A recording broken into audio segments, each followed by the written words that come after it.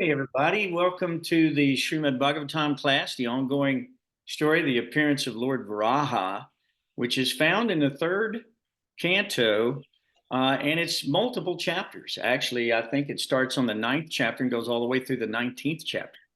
So we've been reading quite a bit of this, and tonight we'll be reading chapter 16 and chapter 17. And we would like to call upon you guys to help us out to do that. And also, if you have any questions or illuminations or anything you'd like to share, you can stop us along the way. You can interrupt us. You can raise your hand. You can text the chat, and Rangavati's following that.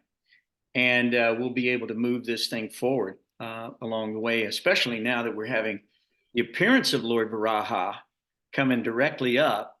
It couldn't be more timely. So this is kind of a great gift of God that we just happen to be on this chapter at this particular time.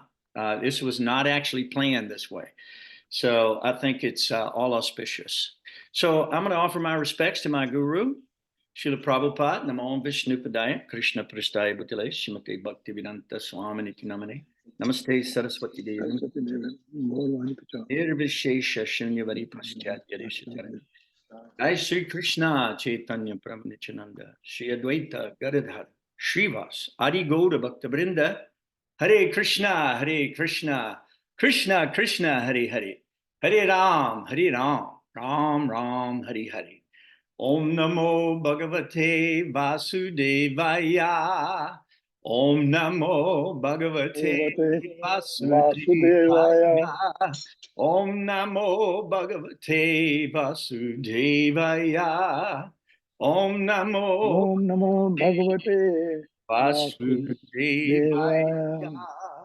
Thank you so much for that. So now, on that auspicious note, I will remind you of the reading that we had in the last chapter, which I thought was pretty exquisite. A couple of notes on that, if you don't mind.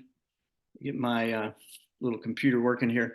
So on chapter 15, in the 15th chapter, 3rd canto, text 48, the verse reads this way: persons who are very expert and most intelligent in understanding things as they are engage in hearing narrations of the auspicious activities and pastimes of the Lord, which are worth chanting and are worth hearing.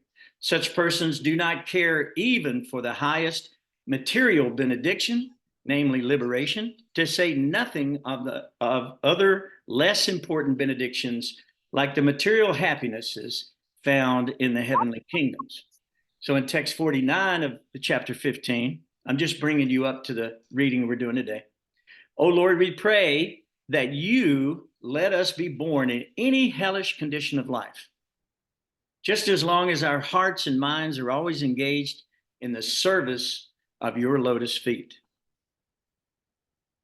Our words are made beautiful by speaking of your activities, just as tulasi leaves are beautified when offered into your lotus feet.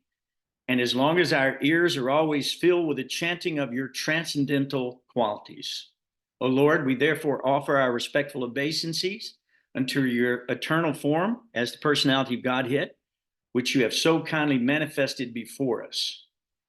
Your supreme eternal form cannot be seen by unfortunate, less intelligent persons, but we are so much satisfied in our mind and vision to see it.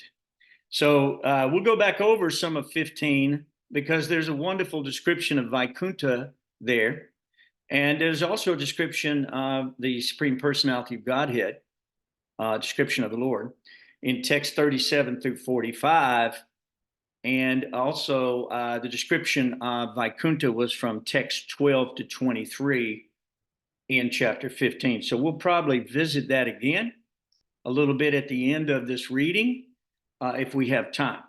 So if you don't mind, I'll go ahead and start. And normally the way we do this, we take 10 or 15 verses each. I think tonight we have about 80 verses to read. So 10 or 15 verses, you jump in whenever you want to. I'll do the first 10, and then we'll take it from there. Chapter 16, the two doorkeepers of Vaikuntha, Jaya and Vijaya, cursed by the sages.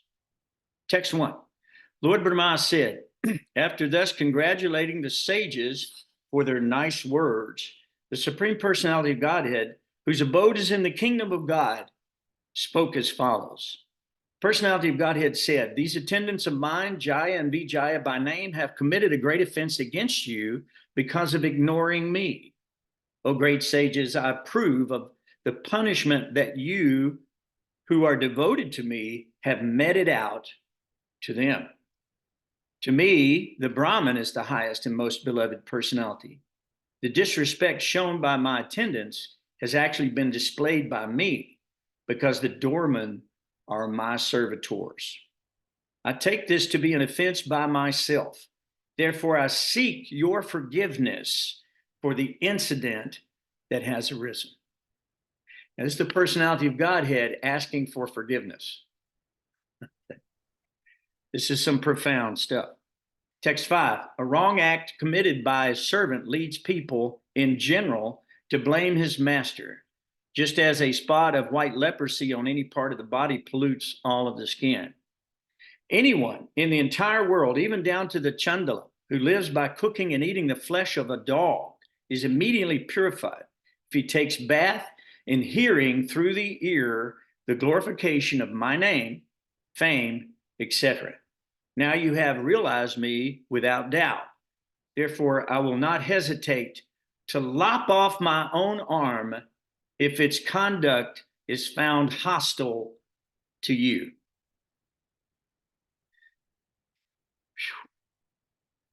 The Lord continued, because I am the servitor of my devotees, my lotus feet have become so sacred that they immediately wipe out all sin, and I have acquired such a disposition that the goddess of fortune does not leave me, even though I have no attachment for her. While others praise her beauty and observe sacred vows to secure from her even a slight favor, I do not enjoy the oblations offered by the sacrificers and the sacrificial fire, which is one of my own mouths, with the same relish as I do the delicacies overflowing with ghee, which are offered to the mouths of the Brahmins, who have dedicated to me the results of their activities and who are ever satisfied with my prasad. I am the master of my unobstructed internal energy, and the water of the Ganges is the remnant left after my feet are washed. That water sanctifies the three worlds along with Lord Shiva, who bears it on his head. If I can take the dust of the feet of the Vaishnava on my head, who will refuse to do the same? The Brahmins, the cows, and the defenseless creatures are my own body. Those whose faculty of judgment has been impaired by their own sin look upon these as distinct from me. They are just like furious serpents, and they are angrily torn apart by the bills of the vulture-like messengers of Yamaraj, the superintendent of such sinful persons. Text 11, on the other hand, they captivate my heart, who are gladdened in heart, and who, their lotus faces enlightened by nectarine smiles, respect the Brahmins, even though the Brahmins utter harsh words. They look upon the Brahmins as my own self and pacify them by praising them in loving words, even as a son would appease an angry father, or as I am pacifying you. These servants of mine have transgressed against you, not knowing the mind of their master. I shall therefore deem it a favor done to me if you order that, although reaping the fruit of their transgression, they may return to my presence soon, and the time of their exile from my abode may expire before long. So who would like to pick it up there? That's text 13. I'll do it. Okay, go for it. 13. Brahmana continued, even though the sages had been bitten by a serpent of anger, their souls were not sated with hearing the Lord's lovely and illuminating speech, which was like a series of Vedic hymns. The Lord's excellent speech was difficult to comprehend because of its momentous import and its most profound significance. The sages heard it with wide open ears and pondered it as well. But although hearing, they could not understand what he intended to do. Pages turned.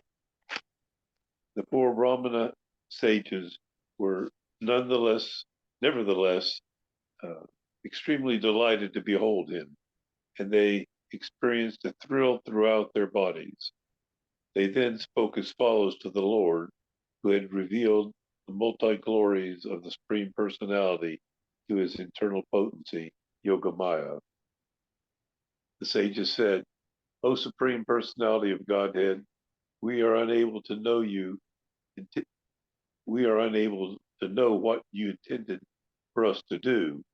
For even though you are the supreme ruler of all, you speak in our favor as if we had done something good for you. O Lord, you are supreme director of the Brahminical culture. You're considering the Brahmanas to be the highest position is your example for teaching others. Actually, you are the supreme worshipful deity, not only for the gods, but for the Brahmanas also.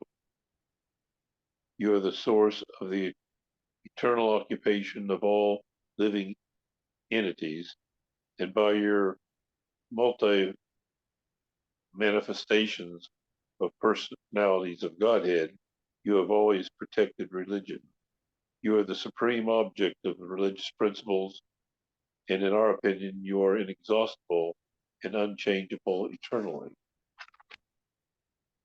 Mystics and transcendentalists, by the mercy of the Lord, cross beyond these by ceasing all material desires. It is not possible, therefore, that the Supreme Lord can be favored by others. The goddess of fortune, Lakshmi, the dust of whose feet is worn on the heads by others, waits upon you as appointed, for she is anxious to secure a place in the abode of the king of bees, who hovers on the fresh wreath of tulsi leaves offered at your feet by some blessed devotee. O Lord, you are exceedingly attached to the activities of your devotees, yet you are never attached to the goddess of fortune, who constantly engage in your transcendental loving service. How can you be purified, therefore, by the dust of the path of transversed by the Brahmanas? And how can you be glorified or made fortunate by the marks of Srivasa on your chest? O Lord, are the personification, no, excuse me. O Lord, you are the personification of all religion. Therefore, you manifest yourself in 3 millenniums, and thus you protect this universe, which consists of innate and inanimate beings. By your grace, which is of pure goodness and is the bestower of all blessings, kindly drive away the elements of rajas and tamas for the sake of the demigods and twice born. Excellent. How's that? That's good. Thank you. Bhavananda, Prabhu, thank you very much. Yes, Vero, did you want to read a little bit? Are you with us there? Prahlad, do you want to read a little bit? Sure. Okay. Text 23. Yes. O Lord, you are the protector of the highest of the twice born. If you do not protect them by offering worship and mild words, then certainly the auspicious path of worship will be rejected by people in general who act on the strength and authority of your lordship.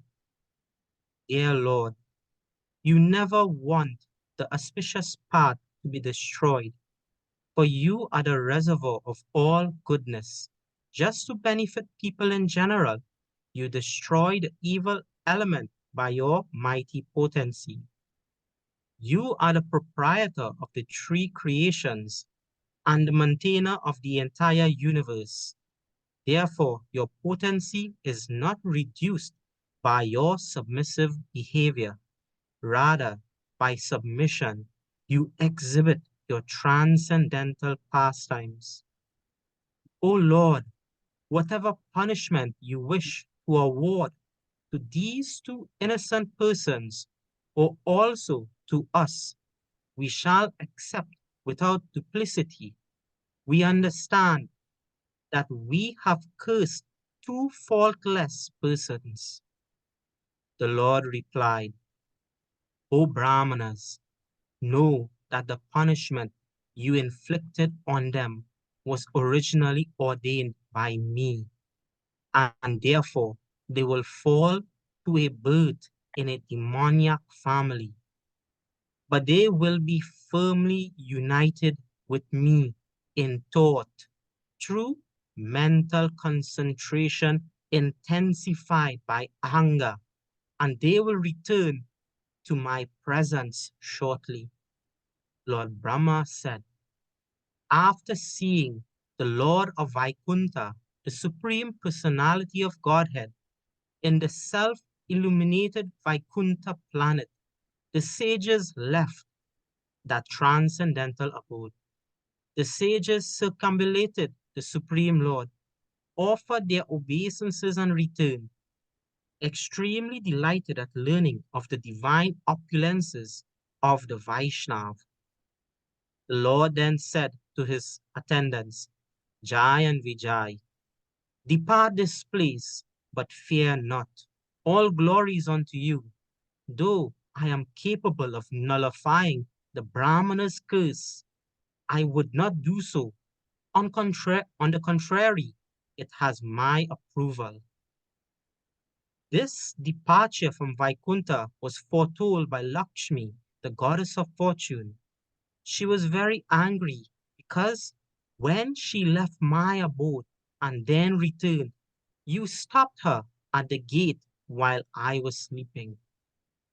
The Lord assured the two Vaikuntha inhabitants, Jai and Vijay, by practicing the mystic yoga system in anger, you will be cleansed of the sin of disobeying the Brahmanas and within a very short time return to me. After thus speaking at the door of Vaikuntha, the Lord returned to his abode, where there are many celestial airplanes and all surpassing wealth and splendor. But those two gatekeepers, the best of the demigods, their beauty and luster diminished by the curse of the Brahmanas, became morose and fell from Vaikuntha, the abode of the Supreme Lord. Then, as Jai and Vijay fell from the Lord's abode, a great roar of disappointment arose from all the demigods who were sitting in their splendid airplanes. Hare Krishna. Hare Krishna. That was beautiful. Thank you for that. Very, very nice. So who else would like to pick up at text 35? Anybody? Raghavati, you want some of that? Okay. Text 35. 35.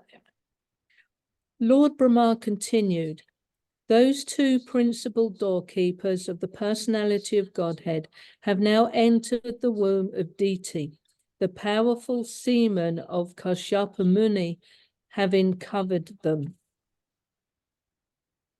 It is the prowess of these twin asuras, demons, that has disturbed you, for it has minimized your power. There is no remedy within my power, however, for it is the Lord himself who desires to do this.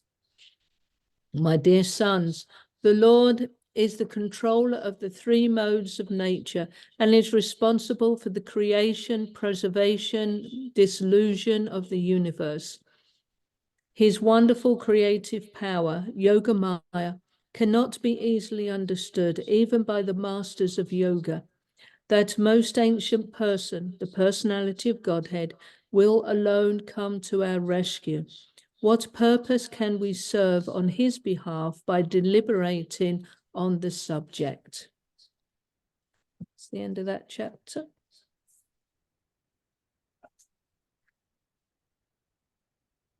We want to read a little bit more in chapter 17. Okay, change books. Yep. Victory of Hiranyaksha over all the directions of the universe. Cool. Sri Maitreya said, the demigods, the inhabitants of the higher planets, were freed from all fear upon hearing the cause of the darkness explained by Brahma, who was born from Vishnu. Thus they all returned to their respective planets. The virtuous lady Diti had been very apprehensive of trouble to the gods from the children in her womb, and her husband predicted the same. She brought forth twin sons after a full 100 years of pregnancy. Was that celestial years or human years? Do you know? Celestial years, and she was keeping the children in her womb because she was actually concerned about the havoc they may wreak after they were born. But even in their womb, they had completely covered the universe in darkness and was causing great, great pain to all the living entities. So, yep. On the birth of the two demons, there were many natural disturbances, all very fearful and wonderful, in the heavenly planets, the earthly planets, and in between them. There were earthquakes along with the mountains on the earth, and it appeared that there was fire everywhere. Many inauspicious planets like Saturn appeared along with comets, meteors, and thunderbolts. Their blue winds, which were most uninviting to the touch, hissing again and again and uprooting gigantic trees. They had storms for their armies and clouds of dust for their ensigns. The luminaries in the heavens were screened by masses of clouds in which lightning sometimes flashed as though laughing. Darkness reigned everywhere and nothing could be seen. The ocean, with its high waves, wailed aloud as if stricken with sorrow, and there was a commotion among the creatures inhabiting the ocean. The rivers and lakes were also agitated, and lotuses withered. Misty halos appeared around the sun and the moon during solar and lunar eclipses again and again. Claps of thunder were heard even without clouds, and sounds like those of rattling chariots emerged from the mountain caves. In the interior of the villages, the jackals yelled portentously, vomiting strong fire from their mouths, and jackals and owls also joined them with their cries. Raising their necks, dogs cried here and there, now in the manner of singing and now of wailing. O Vidura, the asses ran hither and thither in herds, striking the earth with their hard hooves and wildly braying. Frightened by the braying of the asses, birds flew shrieking from their nests, while cattle in the cowsheds, as well as in the woods, passed dung and urine. Cows, terrified, yielded blood in place of milk. Clouds rained pus. The images of the gods in the temples shed tears, and trees fell down without a blast of wind. Ominous planets such as Mars and Saturn shone brighter and surpassed the auspicious ones such as Mercury, Jupiter, and Venus, as well as a number of lunar mansions. Taking seemingly retrograde courses, the planets came in conflict with one another. Marking these and many other omens of evil, everyone but the four sage sons of Brahma, who were aware of the fall of Jai and Vijay and of their birth as deities' sons, was seized with fear. They did not know the secrets of these potents and thought that the dissolution of the universe was at hand. Nice. Yeah, it's intense, isn't it? It is. You imagine that as a scene in a movie, you know? Could you see it? Pretty wild. Thank you, Rangavati, very much. We got Nishinga here. We got Rakesh's folks. Is there anybody out of that group that would like to read from text 16? Please step up. Nishinga Leela, are you there? Hare Krishna Prabhuji. Okay, would you like to read? If you want to read, just raise your hand and you can definitely read. We need everybody to read. Sure. Prabhuji. Okay, take 10 or 15 verses. These two demons who appeared in ancient times soon began to exhibit uncommon bodily features. They had steel-like frames which began to grow just like two great mountains. Their bodies became so tall that they seemed to kiss the sky with the crests of their gold crowns. They blocked the view of all directions, and while walking shook the earth at every step. Their arms were adorned with brilliant bracelets, and they stood as if covering the sun with their waists, which were bound with excellent and beautiful girdles.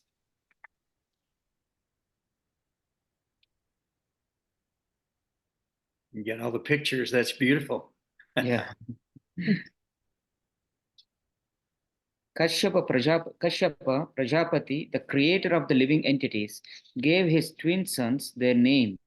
The one who was born first, he named Hiranyaksha, and the one who was first conceived by Diti, he named Hiranyakashipu.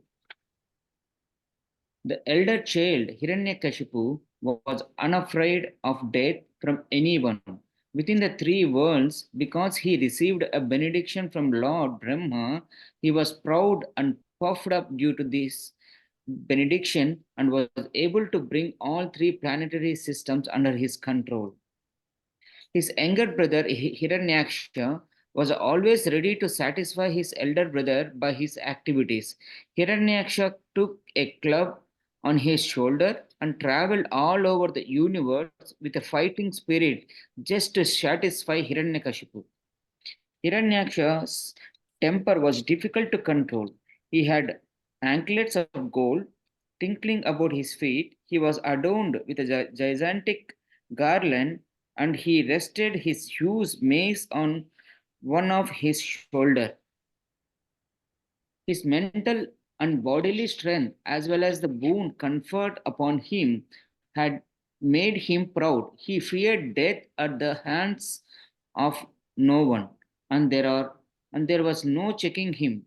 The gods, therefore, were seized with the fear at his very sight, and they hid themselves, even as snakes hide themselves for fear of Garuda. On not finding Indra and other demigods who had previously been intoxicated with power, the chief of the Daityas, seeing that they had all vanished before his mate, roared loudly. After returning from the heavenly kingdom, the mighty demon, who was like an elephant in wrath for the sake of sport, divide into the deep ocean, which was roaring terribly.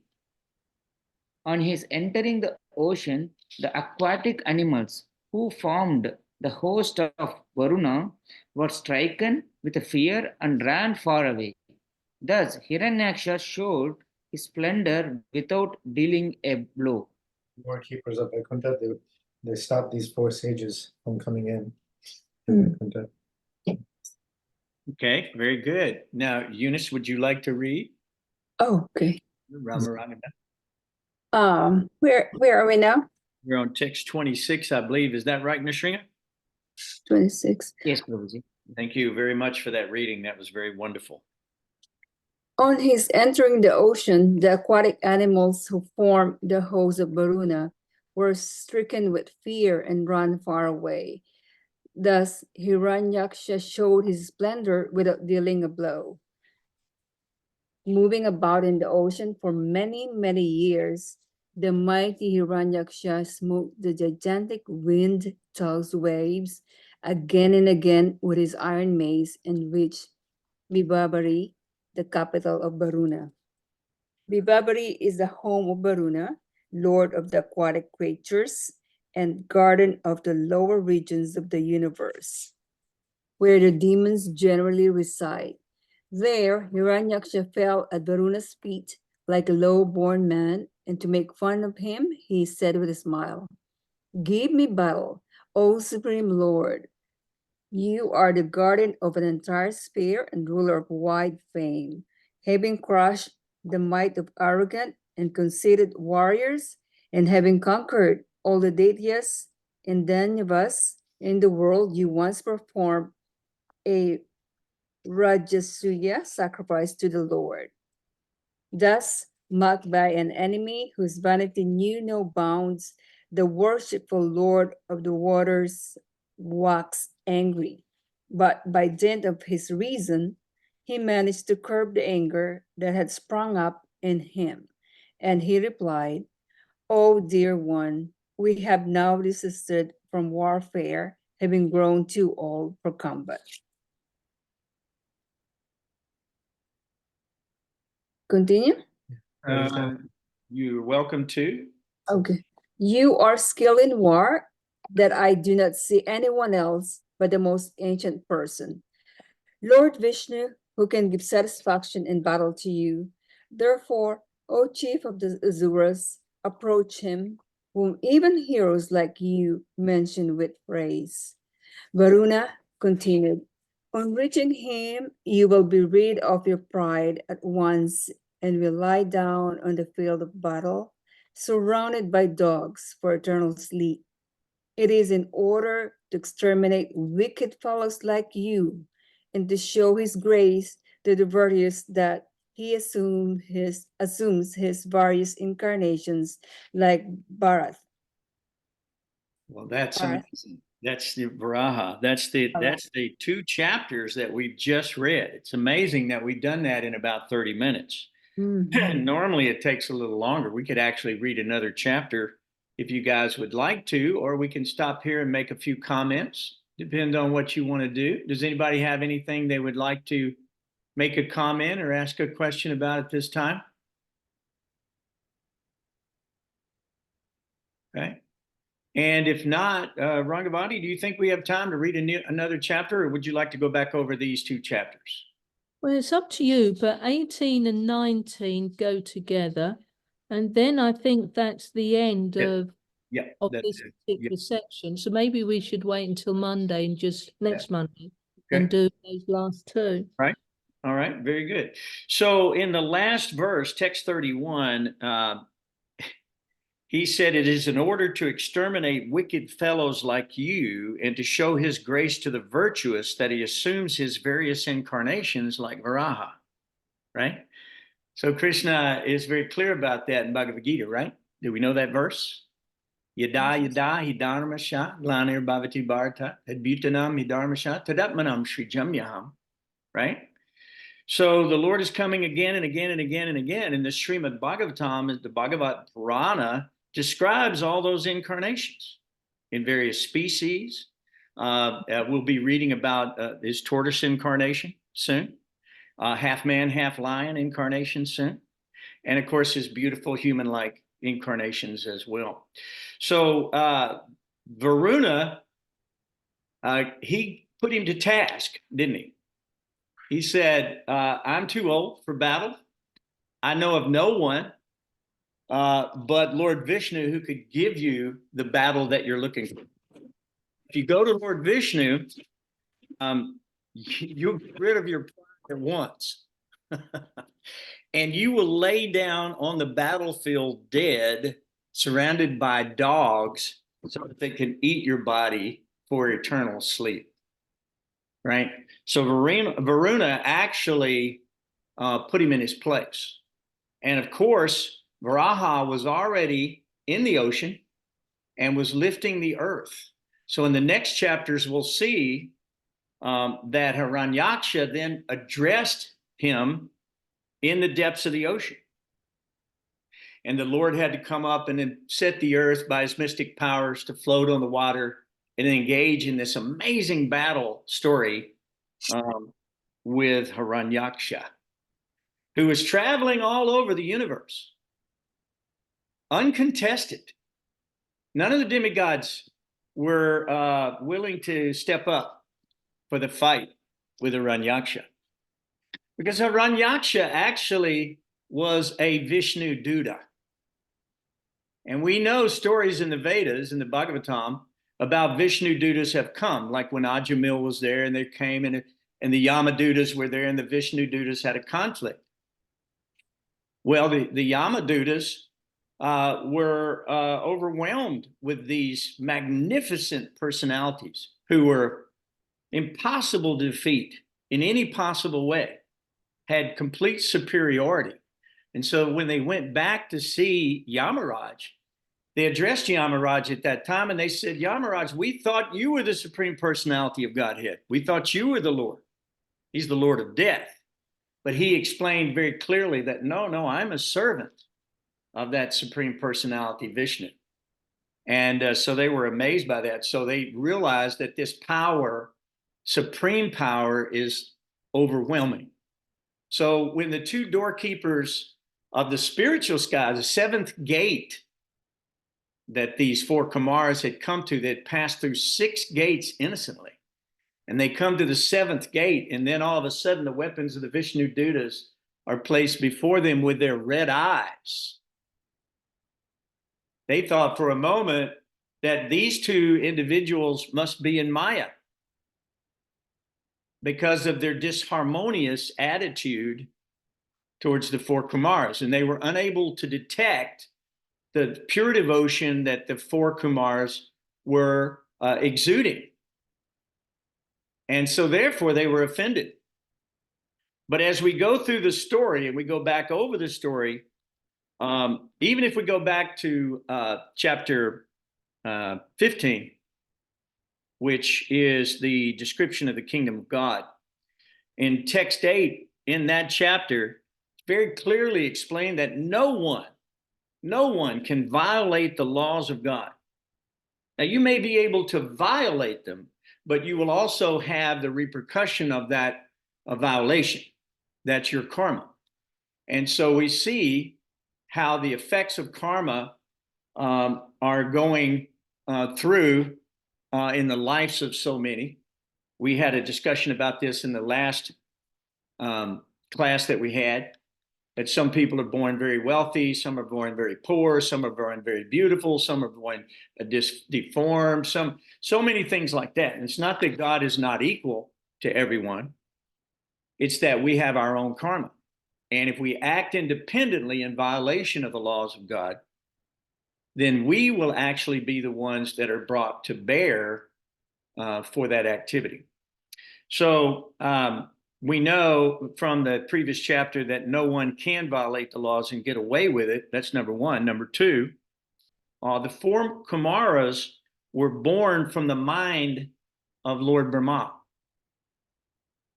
And when Lord Brahma asked the four Kumaras to propagate the world with progeny, they denied.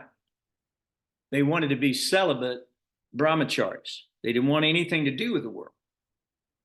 And so Lord Brahma was not very actually pleased by this, because his job is to populate this material universe. So they had gone all the way to the 7th gate.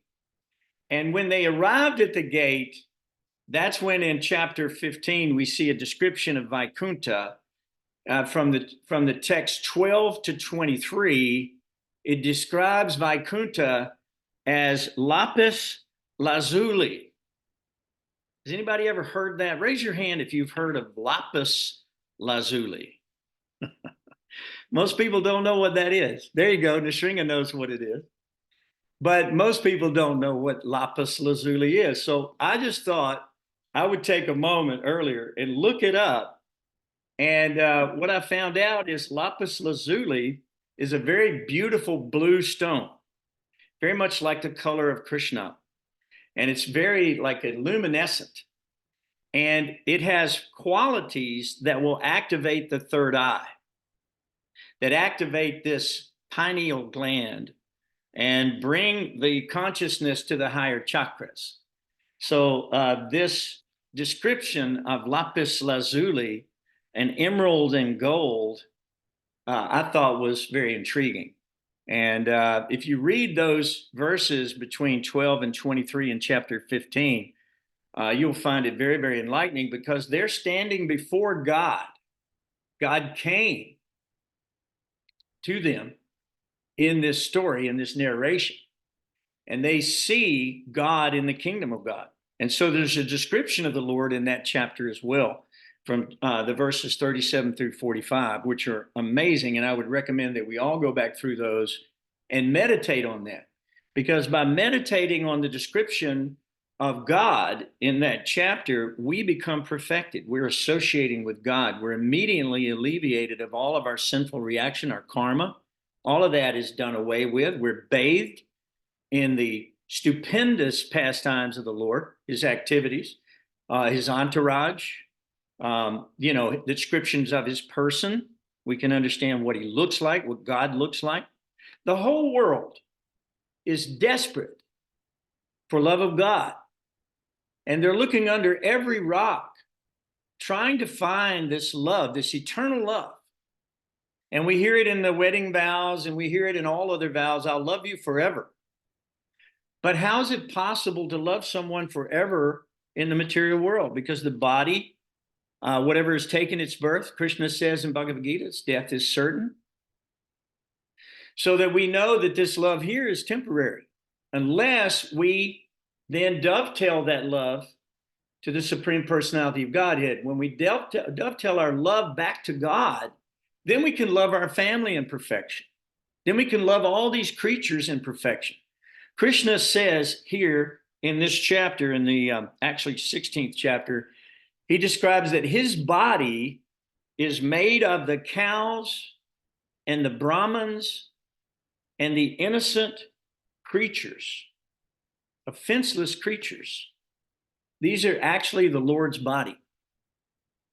So in this world is a literal slaughterhouse. Literally. We're slaughtering not only the animals, but now we're slaughtering each other. And this has been going on, for time immemorial. If you look back at the history of this world, it is a history of war. We're fighting and fighting and fighting because we're trying to establish our theory as supreme. As a matter of fact, you're not even considered a scholar unless you can postulate your own theory that stands out above the other scholars. So speculation in the material world is running rampant. Mental concoction in the material world is running rampant. And we're living in an existence that we create by our own mental concoction. And so we see people being born in all types of situations, 8,400,000 species of life they're born into. We've tried them all, each one of them, and we've not been satisfied. We've had a family in each species, in each incarnation of our own body. We've tried to develop this selfless love, but ultimately in the material world, the confusion is all about me, mine, and I. Me, mine, I. This is the problem. This is the reason for our existence in the material world. This is the reason we're here. The devotee doesn't see me, mine, and I. He sees this is all Krishna's. I am Krishna's.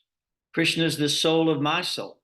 Krishna is the creator of everything that I see, of everything I taste, of everything I smell, of the entire universe that we're looking at. All these sparkles in the sky that we see at night which are trillions and trillions and trillions of galaxies, and who knows how many trillions and trillions of universes. It's infinite.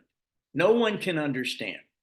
So we can't turn to scientists. We can't turn to people who are fallible. Prabhupada calls them fallible soldiers. How can a fallible soldier protect you when they can't even protect themselves? In one purport, it said, if you're already in the mouth of the serpent, how can you save me from the mouth of the serpent? Because you're being swallowed whole by the mouth of the serpent, soon to be digested by that. And so Prabhupada is very clear that it's not possible that we can turn to all these different fallible resources for information. In the chapter that we had read, the 15th chapter the previous time, there is a description there. It says in text 23, it says that it's regrettable that we do not discuss the descriptions of Vaikuntha, but instead would rather talk of dark, dead, pale, hackneyed, stale, useless material activities, writing hundreds of thousands of books on fiction. I want to ask you a question. Is there any benefit you're going to get by reading fiction? First of all, it's not real. It doesn't exist. So there's no benefit from that. And then there's all these other scientific philosophies or various philosophies that have all deviated from the original absolute truth that we find in these shastras like the Vedic literatures, which are handed down through the parampara system, right? And through that system, we know that we're receiving perfect information from a perfect resource by individuals who don't change the message, who don't contaminate the message with their own mental concoction, or try to rationalize religion and create a new religion that rationalizes their illicit behaviors. We discussed this once before, that even in Christianity, there's thousands of denominations, and they all disagree with one another because they're all looking for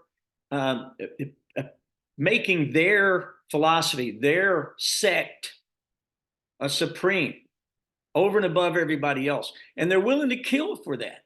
They're willing to actually wholesale kill one another for that, to establish their idea as supreme. But here we see that it's regrettable that we aren't discussing this original Vedic information, which is being passed down unbroken chain of disciplic succession given to us so that we can truly understand who is God. What does God look like? Where does he live? Who are his associates? Has he ever come to the world? When he did, what did he come like? And why did he come? What was the purpose of God being here? What were the effects of that activity? See, our minds as human beings should be Atato Brahma Jigasa. Who am I? Why am I here? Who put me here? Where am I going? These have to be the primary questions, not questions like we see the animals and the insects and the bugs and even the amoebas. Where is food? Where is sex? Where is defense? And how can I find a better arrangement to sleep? That's what we see going on in the material world all day long. They're running up and down. There's an interstate out here called Interstate 65, 24 hours a day, 7 days a week. They're running headlong, breakneck speeds. They're crashing against one another. They're risking their life. Why? To eat? Food is available everywhere. It's just like we see the example of the ass. The ass, he is working hard. The master is loading him up way in the back, and he's sagging, and he's going along, and he's getting whipped and beaten. A beast of burden. Why?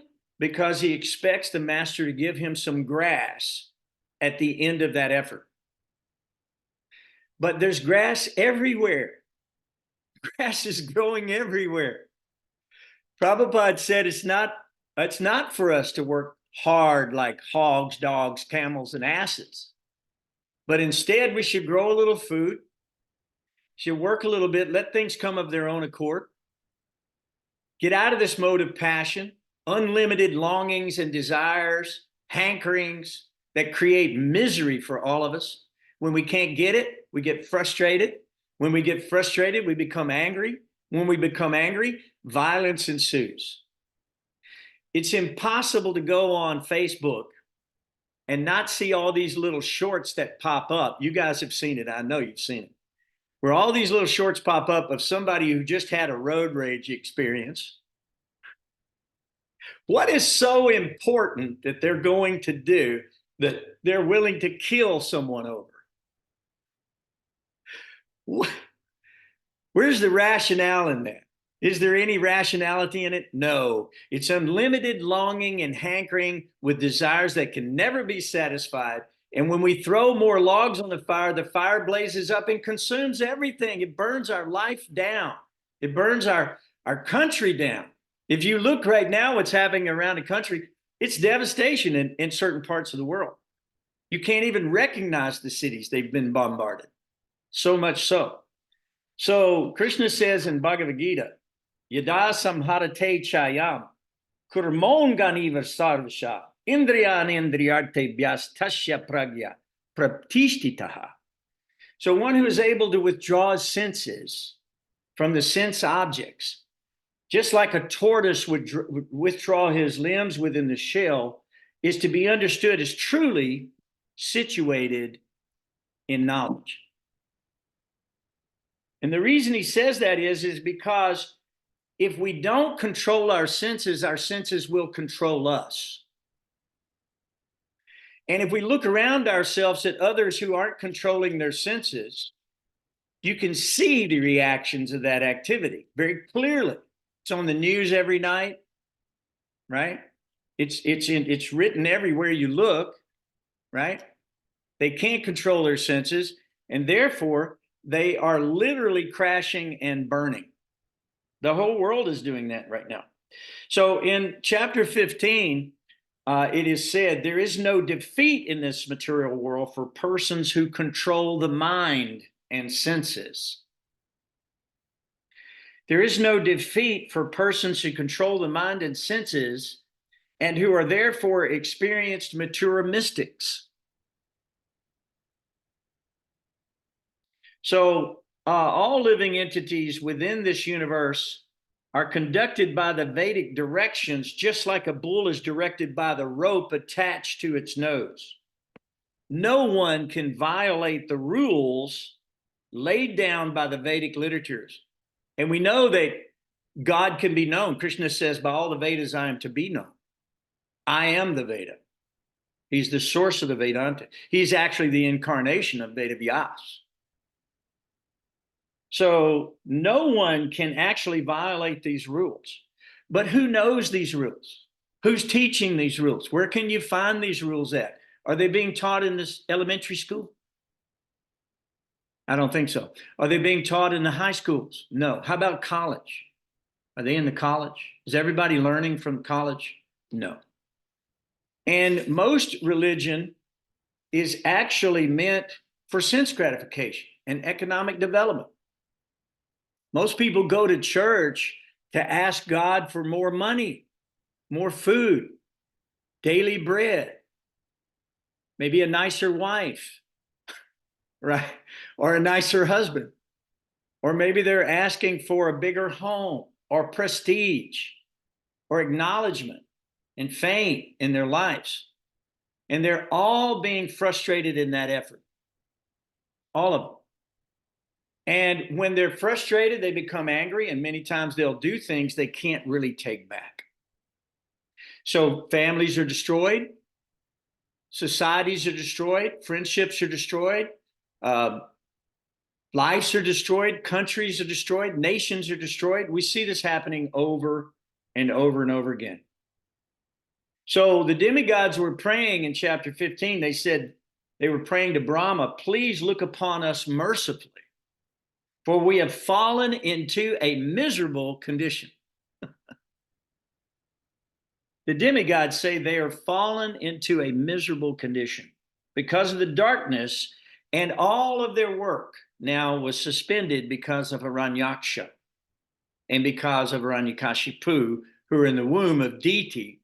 And the power of that Kashypa's semen was literally causing great misery and suffering. So it says, as a fuel overloads of fire, so the embryo created by the semen of Kashyapa in the womb of Diti has caused complete darkness throughout the universe. That's how powerful this was at that time. And now we're reading in the next chapters that when they actually appeared, upon their appearance, pus is raining from the sky. Cows, instead of giving milk, are giving blood instead of milk, right? Trees are just falling down for no reason, without wind. The jackals are vomiting fire. We see that. We see that these portents have caused everyone in the universe, except for the Kumaras, who knew the story of Jaya and Vijaya, who were there with the Lord at the time. Everybody else thought it was the end of the universe. Everybody else thought the universe was coming to an end. Because these two great doorkeepers, who were Vishnu Dutas, very dear to the Lord, had committed an offense. But if we go back and we look, the offense, it says, was actually originated against Lakshmi. We think it's the four Kumaras, but it was originated against Lakshmi, who had left Vaikuntha for a moment and had come back, and they crossed their weapons still against her. And the Lord was asleep at the time, it says. So she was dealing directly with them, and she foretold of their ultimate demise and fall to the material world due to this not understanding the mind of their master. They did not understand the mind of their master. So therefore, they were acting in an offensive way. So in the material world, we see that nobody understands the mind of the master. They don't understand Krishna's mind. And they don't understand the Brahmanas who are bringing this information to the material world. They don't understand it. And so therefore, we're all offensive. We're all just like Vijaya and Jaya and Vijaya. We're all just like that because we are not in agreement with the absolute truth. We want to establish our concoction as the absolute truth. We want to establish ourselves as the supreme personality of Godhead. And each of us have come in here for that reason. Was there a question? Any question? Any thoughts that you guys want to share based on what we're talking about right now? Yes, I had a question, Prabhu. Please go. Yes. Yeah, so when people hear these descriptions, what would you say to people who say, well, because they've never seen anything like this happen, they say this is mythology? Okay. Well, and if they don't have any knowledge of it, that would be kind of expected, wouldn't you think? Right? Right, but what would you say to them? Well, I would easily say that the Puranas are actual histories. They're not mythology. Mythology means something that we've dreamed up and it's been handed around between people and changed over and over and over again. But these are actual histories. And so these are the histories of the universe. Mahabharata means basically the great story of the earth. Who was here prior to us? The Bhagavad Purana is a history that describes God's descending on the earth. It's very clear about who the personalities were, what their names were, what their dynasties were, what their time period of when they lived approximately was, or what yuga they might have been in. So yes, if people don't have knowledge, it's like if I say that God came as a boar, it could be difficult to understand. There's no question about it, that it could be difficult. But if you're a Christian, it may be difficult for you to understand that Jesus walked on water. or that he raised the dead, or that he fed 5,000 people with one loaf of bread. See what I'm saying? Miraculous experiences we don't have experience of, we may disbelieve because we have no faith at this point. So faith is something that's developed by eliminating doubt from our lives. The only way we can eliminate doubt is by hearing from the spiritual master. Okay, and by hearing from the spiritual master and then applying this information scientifically in our own life. So, for example, I've been practicing sadhana bhakti now for over 50 years. So if I were completely a fool, idiot, crazy, and it didn't, I would still be doing it if it didn't work, right? Because they say crazy means to do something that doesn't make any sense and continue to do it. But I have found that this produces a ripened fruit of love of God. I've not only seen it in my own life to a certain degree, but I've seen it in the lives of other devotees around me who are practicing this bhakti yoga. So if you want to take it to that position, Rakesh, and you say that a science is something that you can prove by an experiment, and that's the only thing you want to believe, then I would challenge you to practice this bhakti yoga process, and then you can experiment for yourself and you can have direct perception. Prabhupada one time said, after a man has eaten a full meal, you cannot convince him that he's not full or satisfied. You may say you're not satisfied. You may argue with him about him being satisfied, but he knows, he senses that he's filled. There's no doubt in his mind that he is satiated. Right? Now, if we run after the material energy, there's no doubt in our mind we'll be insatiable. It'll be an insatiable experience. And there's no cure for that material contaminated approach to life unless you take up this mission, this approach to love of God. You have to practice love if you don't love. And then gradually, if you develop love, then you know the experiment was factual. Now, a lot of people are, just to answer your question in another way, a lot of people are prone to anthropology or sciences or whatever. Back when I lived in Atlanta, Rakesh, you might remember, I was roommates with Richard L. Thompson, Sariputta Das, and who else? Swarup Damodar used to come all the time, another great scientist. Prabhupada was very proud of him. Life Comes from Life, those books. And then also Michael Cremo. So these people are doing their best to use their science, their mathematics, their anthropology, their history to prove the existence of these stories. And they've done a very, very nice job. For an example, there's evidence now that Dwarka actually fell off about the time when Krishna left. And there's evidences under the water of the columns and of this, the various features of the city of Dwarka. Okay. They're digging up obelisks that have information from thousands of years ago.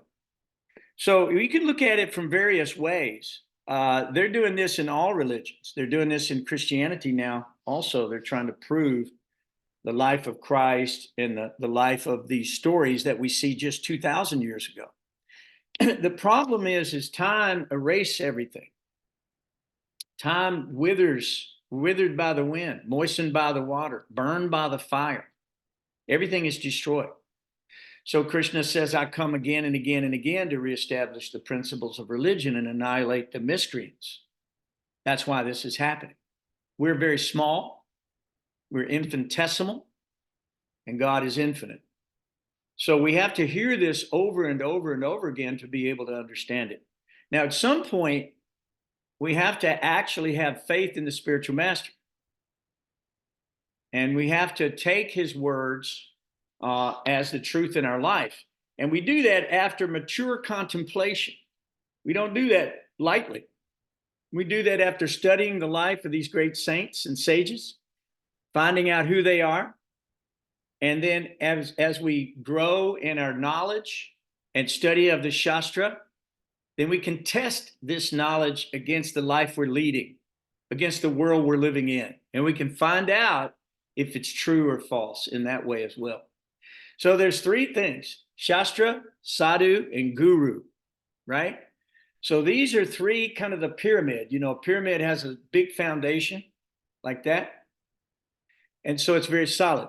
So this foundation will help. Plus, we can hear the voice of God in our own heart as super soul, and the voice of our conscience that will dictate to us if we start to go off the path. We can know what is right if we just listen. In the Bible, there's a verse that says, "Be still and know that I am God." So the stillest part of our day is during japa. We're calling on the names of God. That vibration connects us to God. If we stop our mind from rambling on the endless loop, the hamster loop, and we quit thinking about what we're going to eat at lunch or who we're going to meet that day or some nonsensical thing that has to do with eating, sleeping, mating, and defending, if we could just put that aside just for a little while, then God can speak to us and we'll have time to associate with God through his holy names. Then we can know God perfectly well. Krishna says in Bhagavad Gita that only by undivided, unmotivated, uninterrupted devotional service can I really be known as I am standing before you, and can thus be seen directly by you. So if someone is saying, oh, how do we know this is mythology or if this is history or whatever, the first thing is you have to practice undivided, unmotivated, uninterrupted devotional service. And then Krishna will reveal himself in due course of time to that sincere devotee. And in that way, we can know God perfectly well. We can understand God. So much so that if we remember God at the time of death, we can go back home, back to Godhead, and be with the Lord in the spiritual sky. But if a person is not in control of their senses, they cannot be trusted. They can't be trusted. Can't trust themselves. You got another question, Rakesh? I see your hand is raised. Yes, Prabhu. Thank you very much for that detailed answer. So the next question would be, how long does it take to experience this process fully, and what do we do when we come across difficulties in our lives? Very, very good question. Excellent question. Thank you, Rakesh. Well, you already know the answers to this because I know who you are. But you're doing this for the benefit of others, like the Kumaras did. When Krishna said he was the servitor of his devotees, the Kumaras made it very clear that no, Lord, we're your servant. You say those things for our educational purposes, and we appreciate that. So you already know the answers to this. But the basic question that you had first was the second question was when we come across difficulties. What was the first part again? I'm sorry. Rakesh still there? He disappeared. There you are. No, I'm still here. I was, how long does it take to fully experience, to become mature in devotional service? Well, let me say that it could happen in an instant, or it could take thousands of lifetimes, depending on your sincerity. A person's sincerity is really what Krishna wants. Just like when we offer the food to the Lord, he's already created all these things. And we're offering something back to the Lord who's giving it to us, even the bodies that we live in, to be able to relish these foodstuffs and flavors and so forth. Does he need that from you? No. What he's looking for is love. He's looking for sincerity. So if you could become 100% sincere, it could be an instant. But if you're not sincere, you may have to go through the school that I went through called the School of Hard Knocks. Has anybody been through that school before? So they say there's three kinds of intelligence, right? Somebody who can see that I can't remember the exact story, but I think it's somebody who can see it happening and they learn from that. Somebody can just be told that it will happen and they can learn from that. And others who are a little duller like me, who can be told and see it happening, but still have to go try it for themselves and then get hit upside the head, and then finally realize, I'm not doing this anymore. I'm surrendering to the Lord. So great sages throughout all history in the Vedic literatures have left their kingdoms, left their families, their treasuries. They've left their wives, they've left their armies, they've left their palaces, they've left their all of these things that they had to want to go naked into the Himalayas to meditate on that vision of God. They want to meditate on God at the end of the life because they know that none of those things they had, even though they had complete control of the world and everybody was their minions or their sovereignty to them, they gave it all up for something higher, for a higher taste. So Krishna does say that in the Bhagavad Gita, he talks about a higher taste. He said, even though one may, here it is, he said, attraction and repulsion for sense objects are felt by all embodied beings. But one should not fall under control of senses and sense objects because they are stumbling blocks on the path of self-realization. And even though one has given it up, the taste for sense objects may remain. But by practicing sincerely, by right means, he can overcome lust, he can overcome greed, he can overcome anger, and he can actually please the Lord with his activities. So yes, when you run across difficulties, then the best thing to do is chant harder, chant more, associate with the Vaishnava. Normally you need a good friend in Vaishnavism. You need someone that you can reveal your heart and mind to that won't really judge you and take your dirty laundry out to the street, as they say, because we all have problems. And so therefore we have to work on our problems, and we're here together to help row that boat across this ocean of nescience. So I hope that answers your question. The Kumara said that they will accept any punishment. They'll go to hell. They'll go anywhere on behalf of the Lord, as long as the Lord will give them the boon that they would not forget him. You see what I'm saying? So this is pure devotion. And pure devotion is what we want to experience in our lives. And then all doubt will be removed. Sometimes the Lord will give you a little token ecstasy. If you've done some nice service, he give you that little ruchi, that little taste that we're longing for, just one drop of that nectar, and that gets you longing for the next drop of nectar. It's almost like the carrot story, right? They're putting the carrot in front of the horse or the rabbit or whatever, and it's running to get it, and they're moving it down the track a little bit to test you. So tried and true is the secret here. We're all going to be tested, and we have to be true.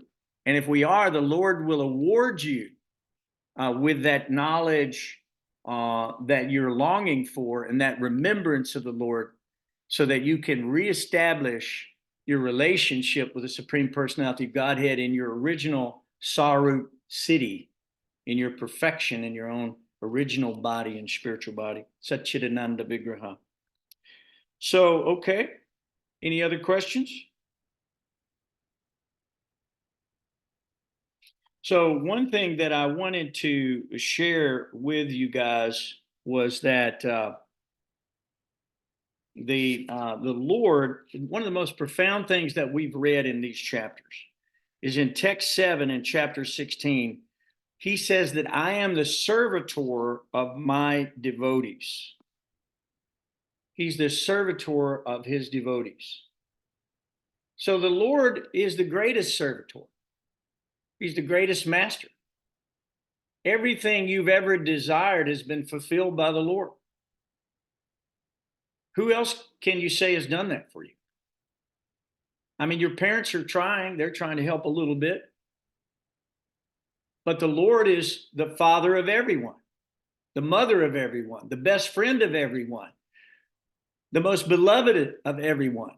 And that relationship has to be reestablished. That original relationship with the Lord has to be reestablished.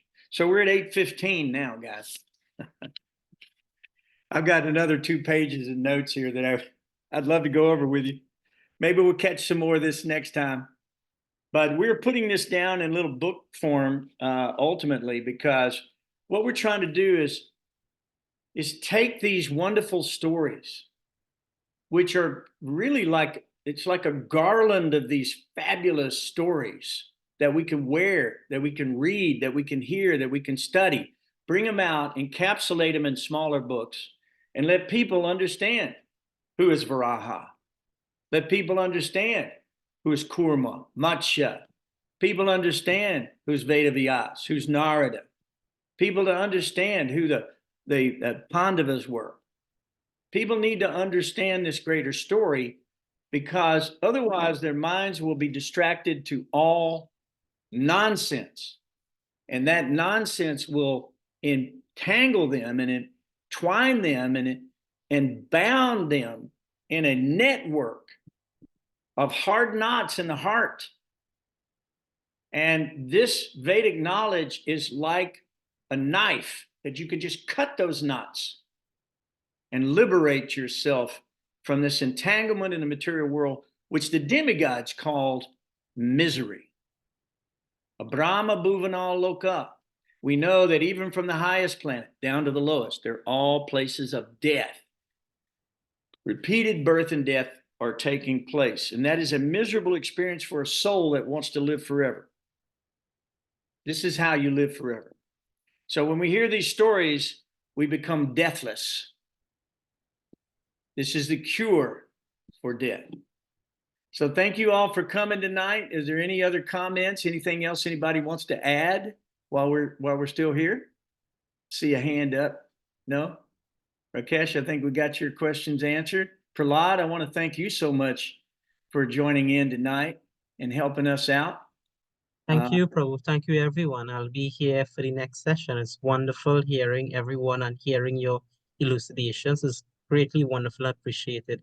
It made me remember as you were answering the questions about Shabda Praman, the Bhagavatam question, and these subject matters are so wonderful to hear. Thank you. Haribol.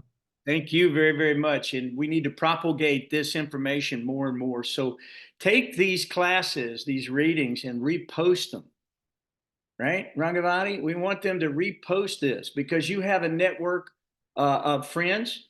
They could be influenced as well.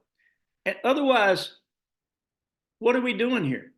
Wasting time eating, sleeping, mating, and defending. The bugs are doing that. The dogs are doing that.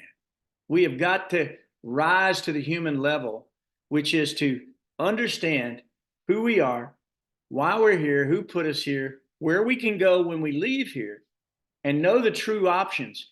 We can't do it with these eyes. These eyes can only see so far. We can see lights in the sky so that we know that something is there, but we don't know what it is. Bhagavatam tells us what it is, tells us who it is, what they're doing and why they're doing it. And we can learn from these great histories. These are not myths. These are not fiction stories. These are actual histories. And that, therefore, we call it, what, Rangavati? What do we call it? Great histories and personalities. Thank you very, very much, everybody. Listen, I love you, everyone. I'm so grateful that you're here with us, and we'll be doing this again, and we'll be finishing up the Varaha story. I'd like to wish everyone a wonderful appearance day for Nityananda, which is coming right up. Varaha's appearance tomorrow and on Ekadasi is not going to get much better. So take tomorrow and make it a great day because we'll fast tomorrow and we'll feast on Wednesday. Haribol. Varaha ki jai. Jai. Lord Haribol. Haribol. Haribol. I'm going to go ahead and end the class with your permission, and we will pick it up same time, same station next week. Hare Krishna, Hare Krishna, Krishna Krishna, Hare Hare, Hare Hare Rama, Hare Hare Rama, Ram Ram, Ram Ram, Hare Hare. Jai Prabhupada, Haribol. Haribol.